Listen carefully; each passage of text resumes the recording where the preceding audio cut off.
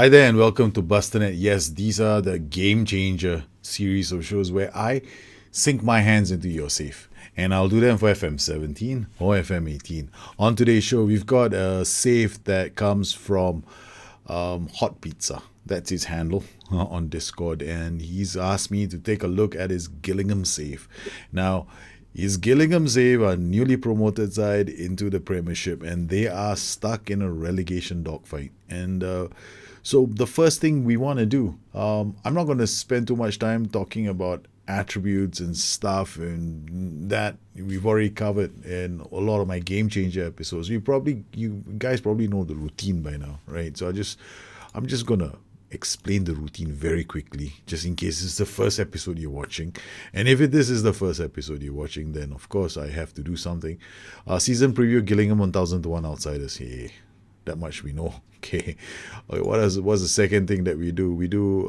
I'm having to like find out things again because I've been been playing FM18, so this is a new change. Second thing you want to do is you want to go and check your mentals for your defenders, positioning. So when I'm looking at your positioning, I see that you've done pretty well.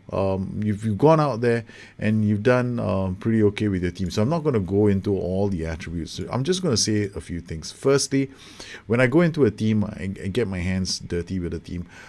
If I'm in a situation where if I have to come in and manage, I've done that before. I've started a save with a challenge of sorts, right? So save this team from relegation. So this is one of those saves then. So what do we do?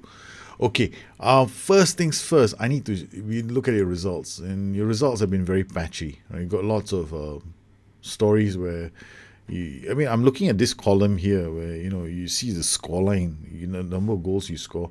So you've had a big win over Peterborough in the FA Cup. Well, we just had a big win over Leicester in the FA Cup. So another Premiership side. We thumped them 4-2. They even had a player sent off in the 9th minute, but look at how we played. We had 2 penalties and we scored 3 goals inside the first half, and then we added 1 more and we finished the game 4-2. The thing here is when you're looking at your team, you're going to have to understand. First thing I did when I looked at your team was, what's the story with your team? So we went to the Premier Division and I looked for stats, team detail, and I'm looking at shots on target. Now, shots on target, 38% for your shots on target. That's really bad. If you want to survive in the Premiership, you've got to push that SOT up. There's an indication that perhaps you're not getting a lot of good shots on target. So as you can see from the 26 matches you've played in the league, you've had 92 shots, and it's not a very good average. So what do we do? Then the next thing I do is I go to your tactics itself. I do an analysis.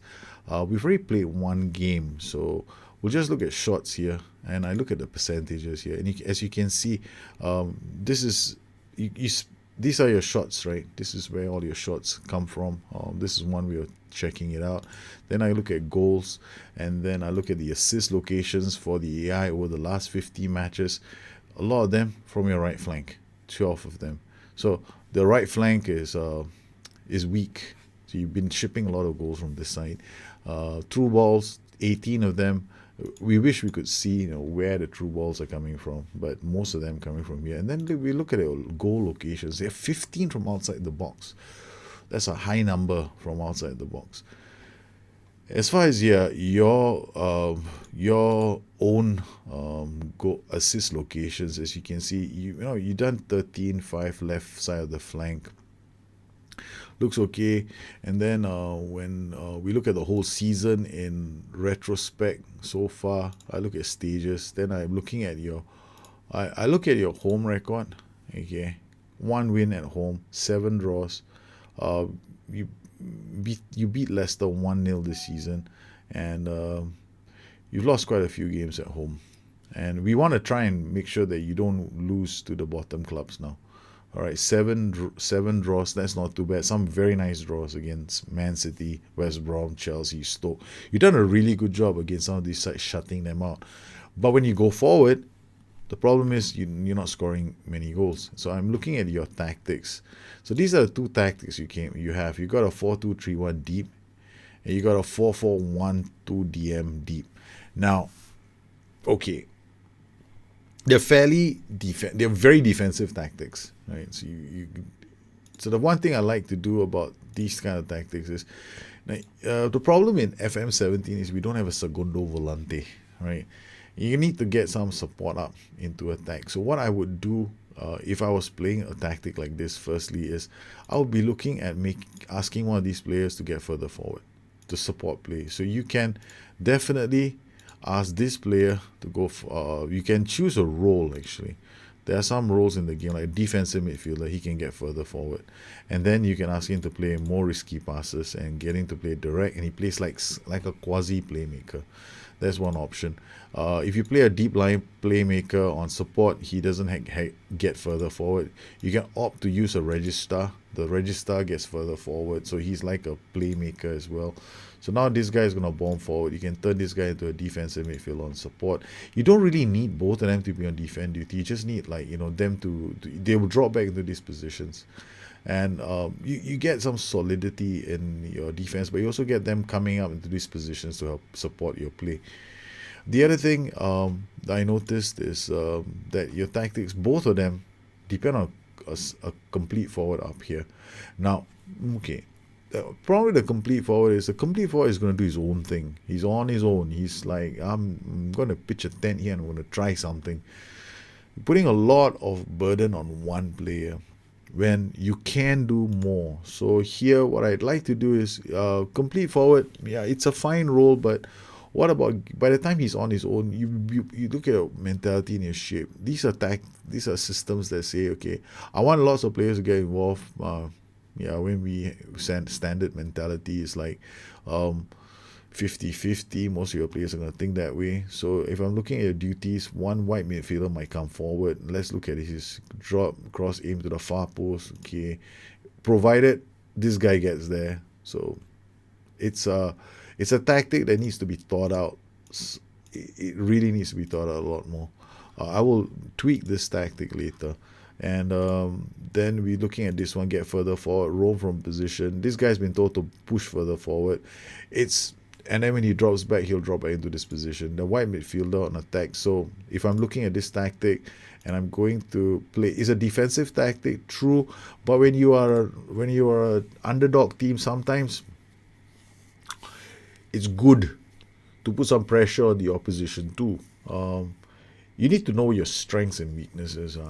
Okay. I like to sometimes put pressure on other teams because we have to win some of these games. Like, okay, we're playing Arsenal, Newcastle, Manchester United. You give me the save at the right time as well.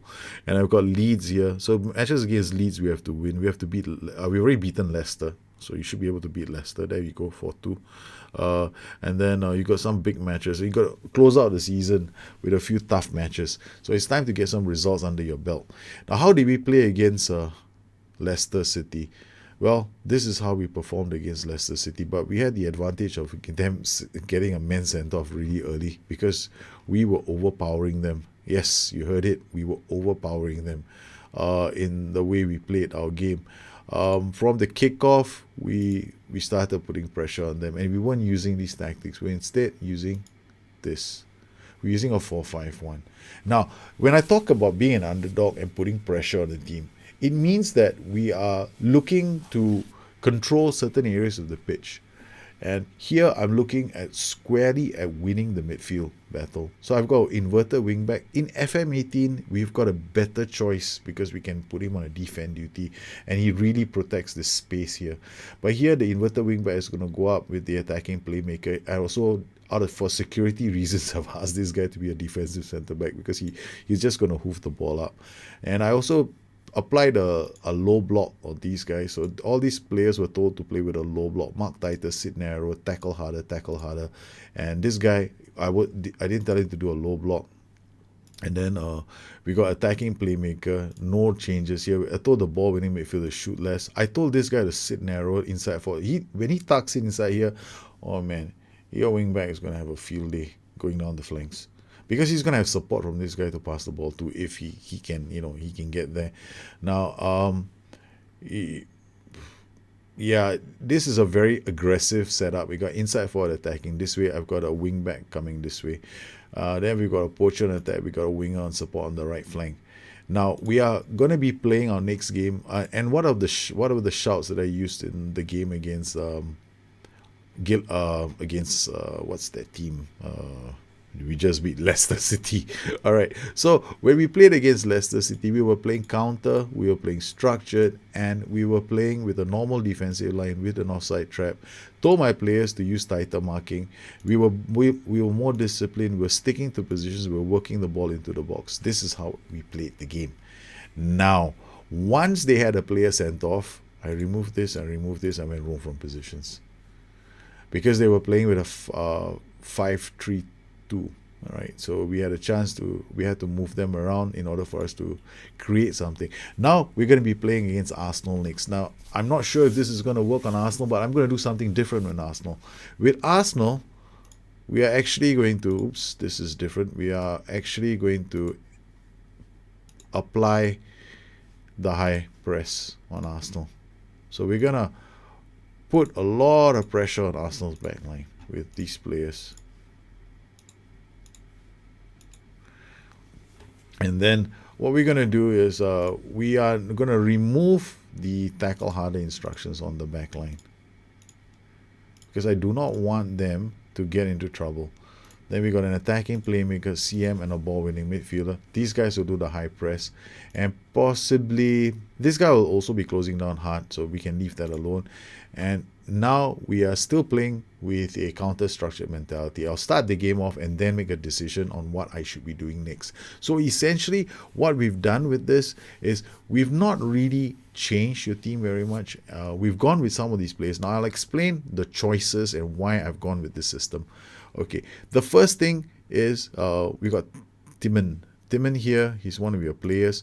He's not that bad. 14 for acceleration. He has a decent cross on him. He can dribble the ball. He's got decent first touch. He's got decent decisions. 12. Determination of 17. Off the ball of 14. He's got vision of 13 and work rate of 16 and a stamina of 14. So unleash him. Let him have fun. Manquillo is a very interesting player.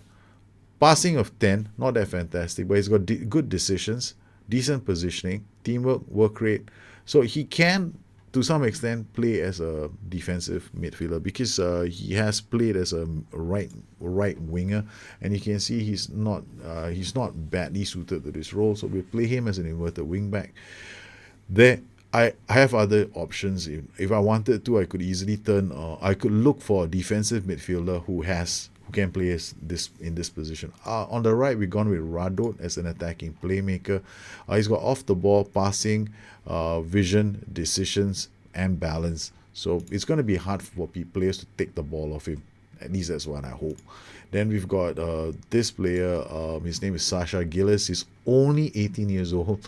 So we're going to use him as a defensive midfielder. 15, positioning 13. He's got decent work rate, 15. Low aggression, that might be a bit of a concern, but never mind. He should be fine. Then we got Siopis. Manilos Siopis. We're going to use him as a defensive midfielder. He's got decent aggression. His positioning is not that fantastic, 13, but he's got good determination, a fantastic work rate, stamina, not a lot of strength, but his marking, passing, tackling are half decent. Okay, so he might be decent as a defensive midfielder or a central midfielder on defense. My only concern is your backline. Your backline has got acceleration of 10, positioning of 14, concentration, his first touch. This defender, I've noticed, even in the game when we played against Leicester City, he made one or two mistakes, but he was, he was okay, I guess. Then we got Mansueto. He's playing because his jumping range is 15, his positioning is 14. So we've gone with this player.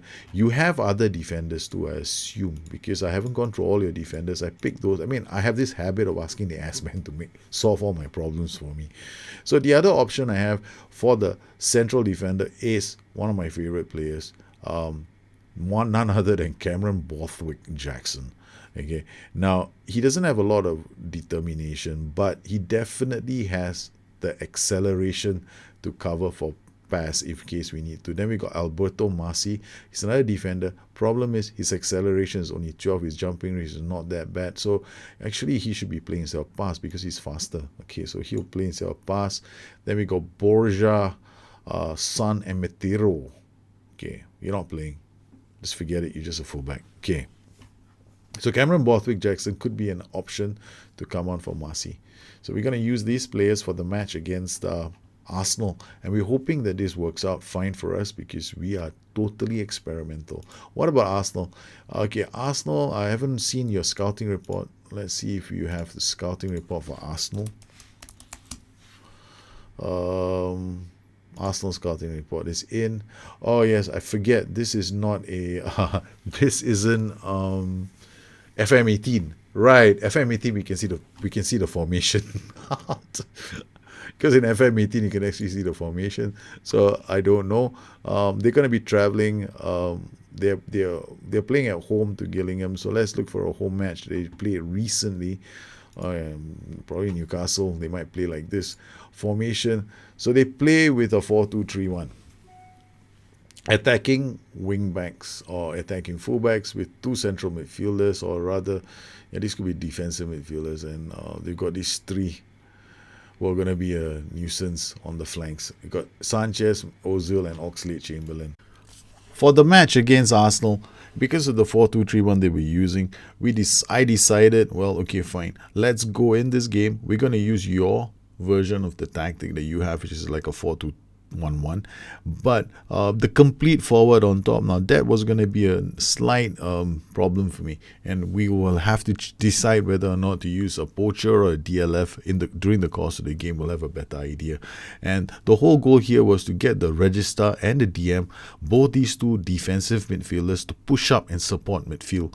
Your tactic had the fullback and the wingback being told to push up and get further forward. I decided to remove those two play instructions so that we could get a bit more solid in terms of attack. And we also use standard and fluid as the shape. So perfectly okay there. And I actually do like your tactic a fair bit. In the course of this game, I was toying with the idea of making slight changes. So what we did was we changed the AM to a support duty, and we actually changed the CF into an advanced forward because the CF tends to run all over the place. He's like too far away from everything else. What we wanted to do was we wanted the AM to be a bit more of a link between midfield and him. And with Arsenal attacking us very aggressively, why don't we just ask the advanced forward to take a chance? Arsenal hardly threatened us in the first half, but my debate that was going on in my head was, what was I going to do with Joaquin Ardaez, who's a pretty good striker. Now the problem is, now he was too far away from everything else. I wanted him now to be a part of the whole attack. Now the poacher is a very good role, so we turned him into a poacher. With 20 minutes to go in the game, we decided to take a chance. It's time to play pass into space. Arsenal pushing up. And with 2 minutes to go, Gillingham scored from a corner that was not defended well. With the amount of bodies you had in the box, it's no wonder that a lot of the shots that Arsenal had in this game were off target. Your tactic, pretty basic at the end of the day. Fullback on support, dribble less, few risky passes. The whole idea here is for them not to lose the ball. I got Manquillo to cross from deep. I didn't want him like overlapping and going down the byline. A bit too dangerous. He might get too far ahead and leave you exposed. So crossing from this part of the pitch is a bit more, I would have thought it's a bit more safe. Register told to get further forward, more risky passes, dribble less, shoot less often, get further forward, shoot less often for the DM. Krovinovic, few risky passes. This guy also had few risky passes. Only him, more risky, move into channels and roam from space. So these two are the ones that are playing this more risky passes. The poacher, move into channels. The reason why we only want these two to play the shots, though, that when we do pass into space, it doesn't really go around affecting everyone because the PIs here are going to overrule pass into space for these guys. Instead, you're going to see players will run into space, but we will not be not a lot of players will be affected by the team instruction. So essentially, we did pretty well with this. In the other tactic that we used, This is another tactic that I created. This one, we used this tactic to defeat Leicester City 4-2. And also, we started the next match that we played with this tactic. Goalkeeper on defense, no instructions. Close down more, tackle harder, mark tighter, sit narrow. This has got what I call a low block, right? Shiopis or Radu supposed to play here. So we got Radu as the playmaker, CMD. In the game itself, I did tell him to go tackle harder. Then ball winning midfielder, shooters often inside forward and attacks it narrower. Krovinovic is a winger on support, and the poacher up top. The goalkeeper hasn't been told to do anything. Use tighter marking, use offside trap, be more disciplined and stick to positions. We play with a normal defensive line. Yeah, you can drop it to slightly deeper for certain cases. We started to use tighter marking, be more disciplined, stick to positions. If a team, and sometimes teams, get a player sent off, I'll do this instead. I'll go roam from positions, work ball into box. And if we can easily switch this tactic to be a high press tactic, we get these three guys to close down much more and tackle harder. We might tell this guy to close down more. Other than that, everybody else is told not to tackle harder. Yes, everyone else will not be told to tackle harder. We'll just leave it the way it is. And we'll remove the close down more instruction as well. Okay, so what happened the next game? We started out with my tactic. We made 1 or 2 changes, and from a throw-in, immediately Gillingham took the lead barely 2 minutes into the game. I believe in your tactic, right? So what we did was 36 minutes in, I switched to yours. Okay, Pazzella, Gillis, Adelaide to John Joe Shelby. Loses out. Ardais with the ball. Plays it out wide to Trinchao. This is a counter by Gillingham. Timon out wide. Can he deliver across? He does. Showpiece makes it 2. It's a counter attack. Boom. During the start of the show, we identified one major weakness of your system, and one of the reasons why you weren't doing so well was because you had about 38% of your shots on target. Well, we solved that problem for the match against Newcastle, and we had 8 shots on target, but shots on target, they could be long shots. So what we had instead were quality shots inside the box. So we have quite a number of shots inside the box, and this is what you need to try and improve if you want to get up the table. Well, I hope you enjoyed this edition of Gamechanger. If you have any questions, you want to find me on Twitter at Bustthenet and or addicted2fm.com, my website. Once again, I'd like to thank all my patrons for their continued support of this channel. If you like the show, please like and subscribe to the channel, and let me know what you think in the comments below. I look forward to hearing from all of you very soon. You take care. Bye-bye.